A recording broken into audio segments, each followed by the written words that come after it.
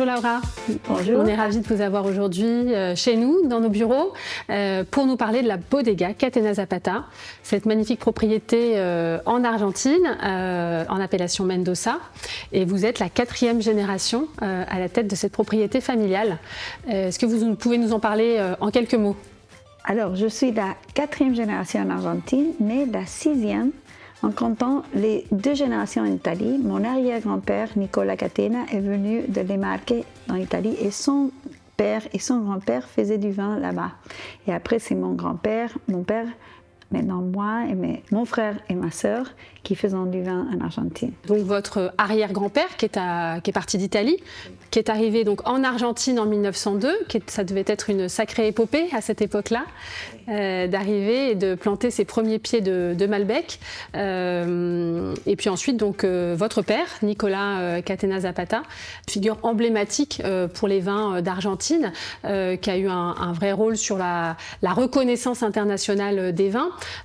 Et votre père a eu cette intuition qu'on pouvait peut-être faire des choses différemment. Est-ce que vous pouvez nous expliquer un petit peu ce contexte? Oui, en effet, mon père et mon grand-père, ils avaient une grande admiration pour les grands vins du monde, surtout les grands vins de Bordeaux. Et mon père est allé en Californie dans les années 1980 et a rencontré M. Mondavi et entendu parler de cette révolution du vin californien. Il s'est dit, OK, les Californiens essayent de faire des grands vins en Californie, moi je vais faire la même chose en Argentine. Mais après, il s'est rendu compte qu'il fallait avoir une révolution des terroirs. Et c'est là qu'il a découvert ces terroirs de haute altitude, en dessus de 1200, 1400, 1500 mètres d'altitude, où nous avons le soleil, la fraîcheur, les sols très bien drainés, calcaires, où on produit des grands vins argentins. Et c'était assez atypique à l'époque d'aller chercher vraiment sur les coteaux de la cordillère des Andes, dans ces terroirs d'altitude qui sont des terroirs assez difficiles à travailler et assez arides. Absolument. Et en effet, maintenant, tout le monde parle de la haute altitude à cause du changement du climat, parce qu'il fait plus froid dans la haute altitude. À cette époque-là, on cherchait la fraîcheur, la minéralité, la concentration. Et aussi, on a découvert qu'en haute altitude, il y a plus de soleil.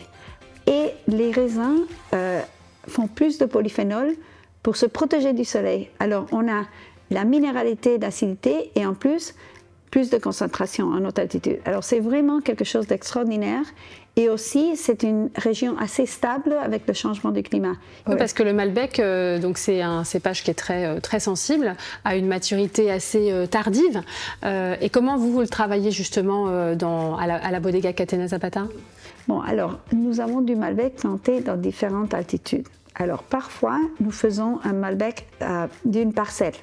Nous avons par exemple le Adriana Mundus, qui est un vin très rare d'une parcelle de 1,4 hectares de sélection massale planté en 1992. C'est un vin qui vieillit comme le plus grand vin du monde. Moi j'adore ce vin. On a la chance d'avoir sur la place de Bordeaux.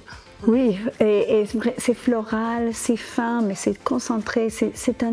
À mon avis, c'est comme l'épitomie du grand Malbec, mais qui vient d'un terroir à presque 1500 mètres. Après, vous avez des assemblages où vous avez un Malbec à 1000 mètres, à 1200 mètres, à 1400 mètres, des massales. Vous faites l'assemblage, vous avez l'acidité de la haute altitude et peut-être la concentration un peu plus d'alcool de la plus basse altitude. Et ça fait un assemblage que j'appelle notre Chanel No. 5.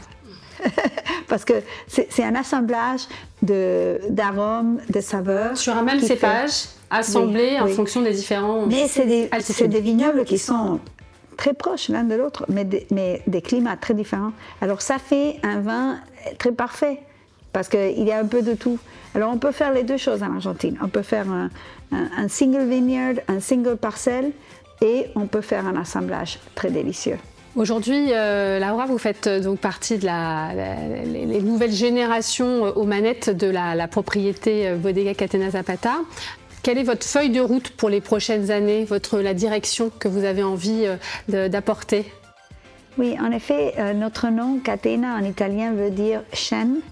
Et moi, je me considère une partie d'une chaîne, une toute petite maillon partie, de cette chaîne. Un maillon de cette chaîne, parce qu'en effet, j'ai le même objectif que mon père, qui est d'élever la région argentine pour les vins.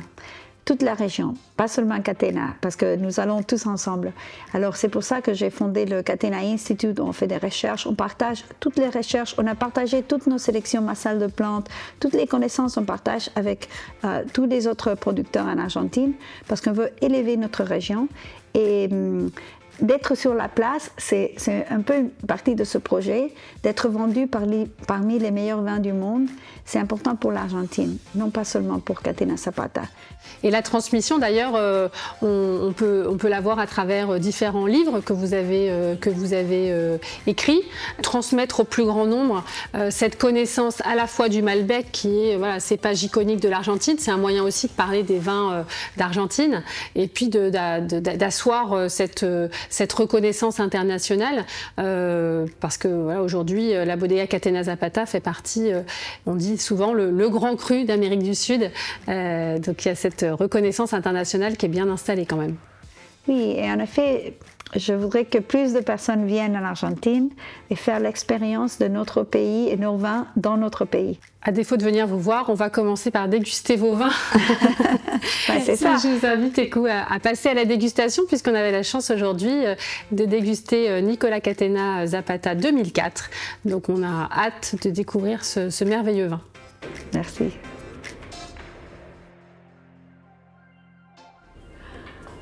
Bonjour. Bonjour Arthur. Bonjour Arthur.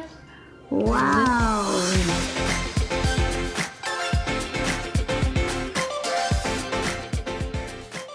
Je vous ai préparé ce plat pour aller avec le château Catena Zapata du millésime 2004.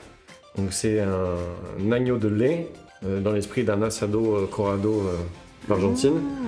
Donc avec des épices douces, un compoté de pruneau au vin rouge avec un peu d'ail, une pulpe de topinambour, pareil aux épices avec café et poudre de topinambour, avec un petit jus corsé qui ira bien avec ce plat. Wow. C'est merveilleux. Superbe, ça donne envie de déguster. Oui, absolument. L'agneau, c'est vraiment parfait avec le Malbec parce qu'il y a du umami, il y a de l'herbacé dans l'agneau et la douceur des tanins du Malbec et la fraîcheur, c'est vraiment parfait. Ça nous donne envie de voyager. Ouais. Ça nous emmène directement en Argentine. Ouais. Et il faut venir pour faire l'asado. L'asado argentin, c'est notre mot pour le barbecue. Je pense que c'est le centre de la culture argentine. L'asado, le dimanche, où on recommence une semaine, où on s'aime entre amis, on passe un moment ensemble et on se souvient de pourquoi on est vivant, pourquoi on vit. Et toujours, il y a du Malbec dans l'asado. Alors, c'est plus qu'un vin. C'est toute une culture qui est dans ce cépage, dans ce vin et dans l'asado, que vous avez très bien fait, Arthur. Merci beaucoup. Salud. Salud, on dit en Argentine. Salut.